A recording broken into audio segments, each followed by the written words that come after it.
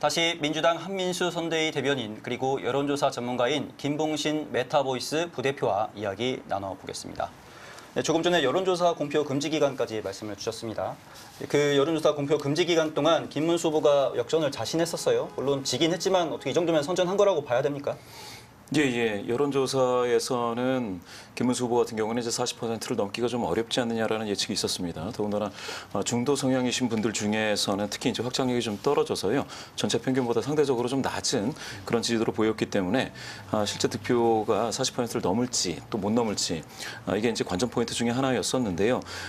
지금은 이제 40%, 41%가 약간 넘었으니 선전했다고도 볼 수가 있겠습니다. 다만 볼 때 이번 선거의 성격이 이재명이 아니냐 이렇게 봤기 때문에 사실 김문수 후보의 기본적인 역량이라든지 어떤 매력도 이걸 통해서 지지도를 끌어올렸는지 부분에 대해서는 다시 한번 생각을 하고 평가를 해봐야 될 부분이겠고요. 또 하나는 이준석 후보와의 진영 내에서의 어떤 지금은 이제 갈라먹기가 되어 있는 거지 않습니까? 그러다 보니까 이쪽에서 일루 표를 가져가는 측면이 있어서 그게 과연 이제 앞으로 이제 어떻게 될지도 봐야 되겠지만 방금 말씀 주신 것처럼 김문수 후보의 노력을 통해서 가져올 것이 이준석 후보의 표였다. 이렇게 좀 평가해 볼 수 있겠습니다. 네.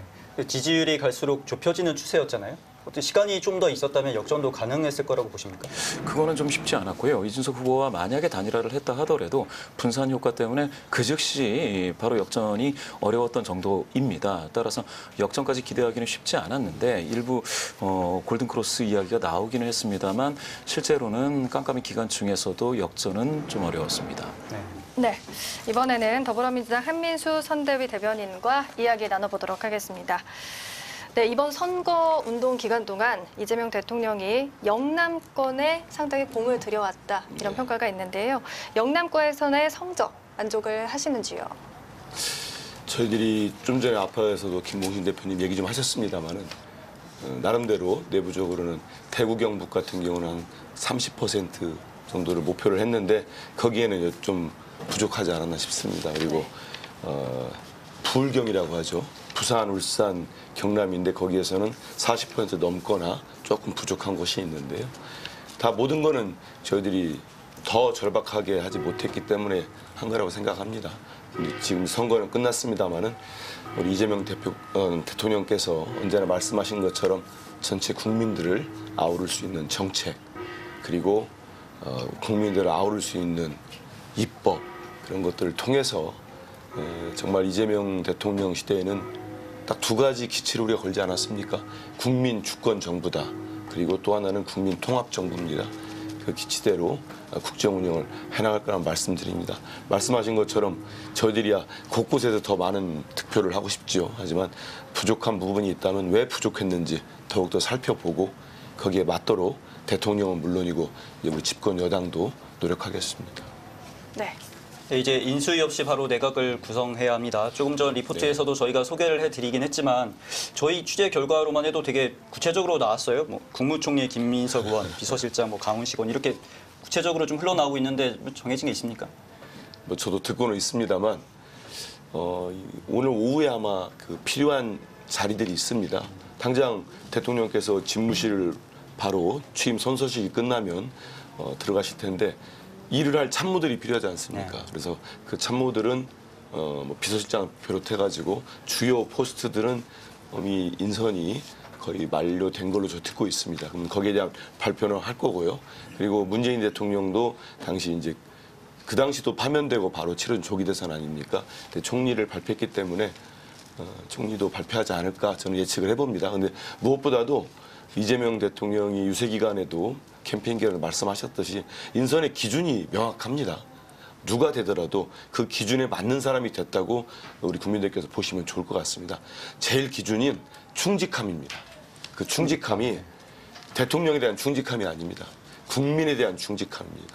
이번에 파면된 윤석열 전 대통령이나 그 주변에 계신 분들, 국방부 장관도 있고 그런 분들은 누구에게 충직했습니까?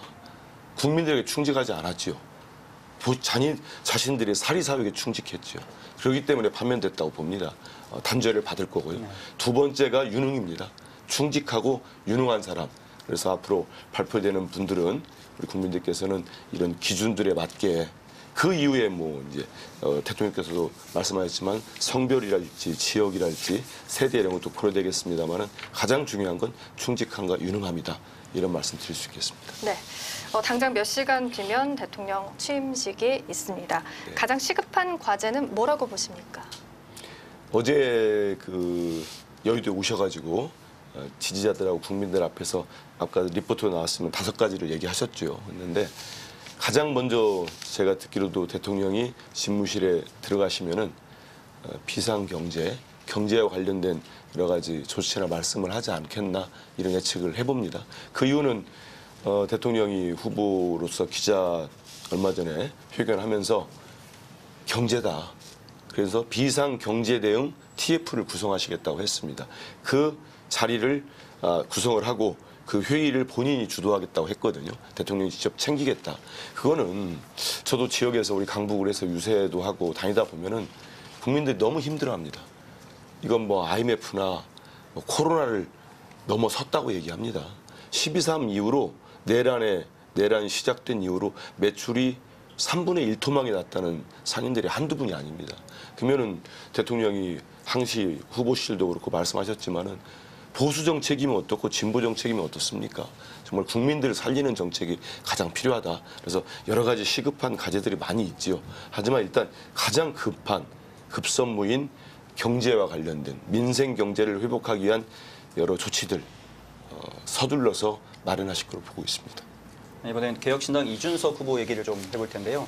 여론조사에서는 계속 10% 내외를 보여왔었습니다. 근데 결과적으로는 그렇지 않았어요. 이게 마지막 토론회 발언 때문에 영향으로 보시는지 아니면 좀 사표 방지 심리가 있어서 그런 건지 어떻게 분석하십니까? 예. 3차 TV 토론 이후에 논란이 컸습니다. 그런데 그 논란에 의한 영향이라고 하기에는 이준석 후보가 여론조사에서 얻었던 한 10% 초반대의 그 지지도가 다른 곳으로 가지 않고 김문수 후보 쪽으로 갔습니다. 김문수 후보 쪽으로 이동했다는 것은 사실 3차 TV 토론 영향보다는 사표 방지 심리에 의한 하락으로 좀 볼 수가 있겠고요. 그래서 이준석 후보가 조금 낮아지고 김문수 후보 쪽은 조금 좋아지는 이렇게 바뀐 걸로 보고 있습니다. 네, 말씀 잘 들었습니다. 감사합니다.